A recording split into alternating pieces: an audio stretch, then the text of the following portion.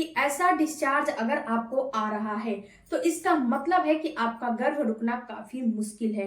ये कौन से डिस्चार्ज है आज के वीडियो में हम आपको डिटेल में बताने वाले हैं, तो वीडियो को पूरा देखिएगा।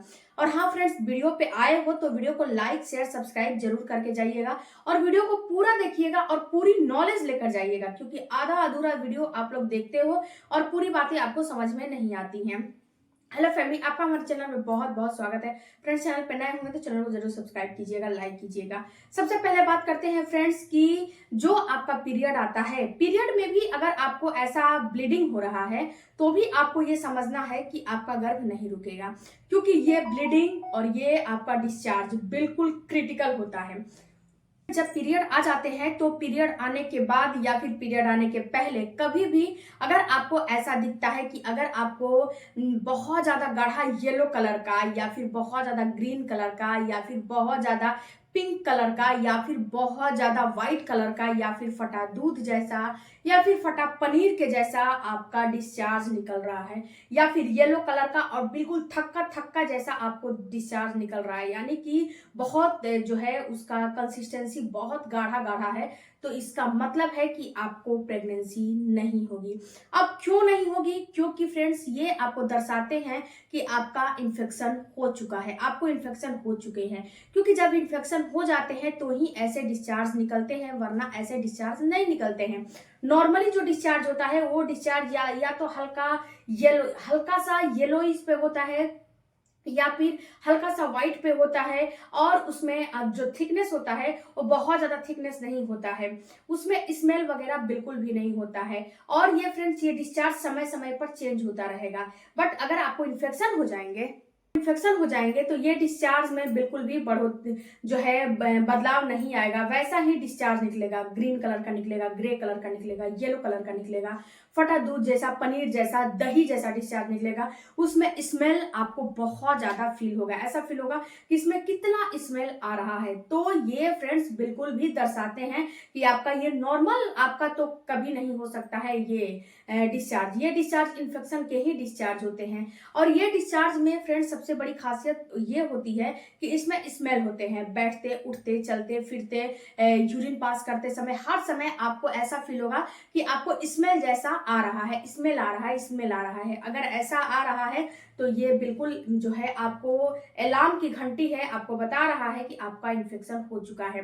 और जो नॉर्मल डिस्चार्ज होते हैं फ्रेंड्स, नॉर्मल डिस्चार्ज में कभी भी आपको इन्फेक्शन वगैरह नहीं होते हैं, उसकी प्रॉब्लम नहीं होती है, ये बात समझ लीजिए। और जो नॉर्मल डिस्चार्ज होते हैं ये समय समय पे टाइम टू टाइम बदलते रहते हैं। जैसे कि आपका पीरियड आने से पहले जो डिस्चार्ज आता है आपको हल्का फुल्का व्हाइट कलर का आता है और इसकी कंसिस्टेंसी बढ़ी हुई होती है। उसके बाद ये डिस्चार्ज पीरियड के फॉर्म में जो है कन्वर्ट हो जाते हैं, उसके बाद डिस्चार्ज बंद हो जाते हैं।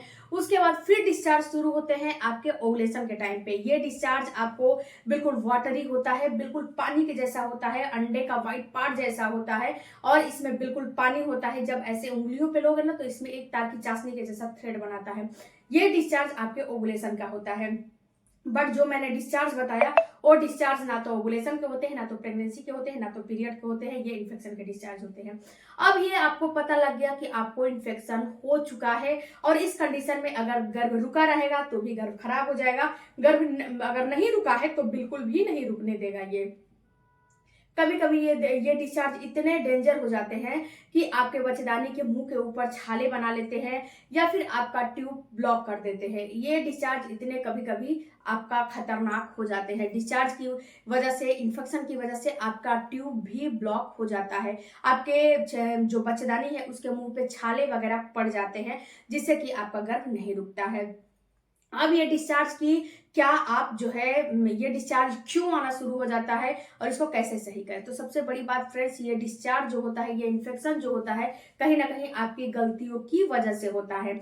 आप जैसे कि अनहाइजीनिक तरीके से कुछ भी करते हो, अपना हाइजीन मेंटेन नहीं करते हो, आप अपने डाइट में प्रोबायोटिन विटामिन सी का इस्तेमाल नहीं करते हो, जो अंडरगारमेंट्स पहनते हो वो अच्छी कंपनी का, अच्छी क्वालिटी का नहीं होता है, जब आप रिलेशन बनाते हो उस टाइम पे अपना हाइजीन मेंटेन नहीं करते हो और एक से कई पार्टनर के साथ आप कांटेक्ट बनाते हो, इससे भी आपको इन्फेक्शन होते हैं। कभी कभी जो है बिना प्रोटेक्शन के रिलेशन बनाते हो और एक से कई पार्टनर के साथ बनाते हो, इससे भी आपको इन्फेक्शन हो जाते हैं।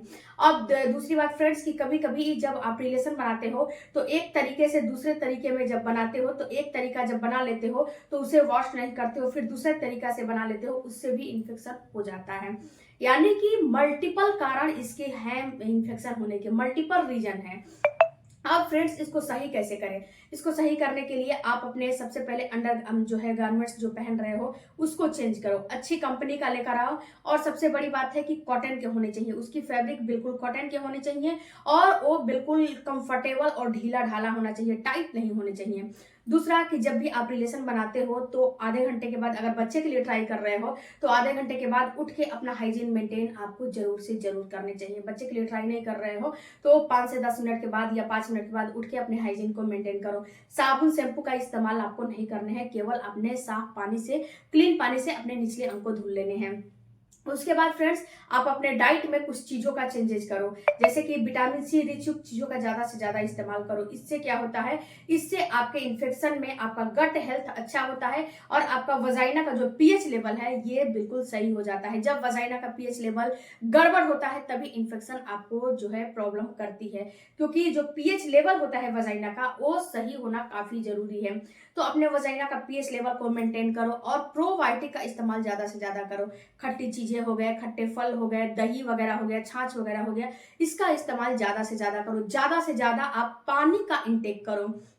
जो महिलाएं कम पानी पीती हैं उनमें ये देखा गया है कि उनका जब यूरिन पास करने जाती हैं तो उनके यूरिन में जलन वगैरह होने लगते हैं। जो महिलाएं कम पानी पीती हैं उनमें ये भी देखा गया कि उनका यूरिन बहुत कम आता है, तो इससे भी इन्फेक्शन होने के चांसेस होते हैं। तो आप अपने पानी को बढ़ा दो। उसके बाद डाइट में आपको जो है विटामिन सी, जैसे कि डेली डेली फल नहीं मिल रहे हैं तो आप जो है, अब नींबू तो मिल रहा है ना, आधा नींबू डेली का डेली आप पिया करो। उसके बाद आंवले हो गए, आंवले की चटनी वगैरह खाया करो। और जो है प्लांट बेस्ड प्रोटीन का इस्तेमाल करो।